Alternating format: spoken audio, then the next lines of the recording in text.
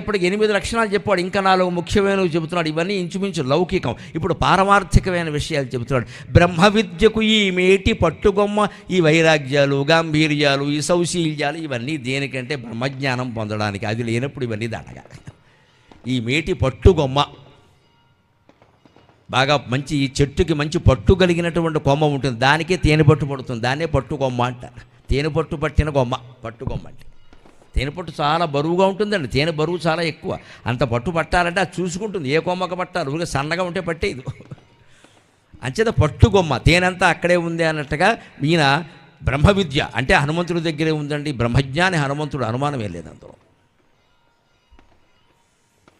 అలాగే ఆయన అతుల ధైర్యానికి, తపోధనమునకు ఈ ఘనుడు నిధానము, నిరంతరం తపస్సే. చెప్పుకున్నాం కదా, కర్తవ్యం అయిపోయిందంటే స్మర్తవ్యం, రామ రామ రామ రామ, ఇంకేం లేదు అక్కడ.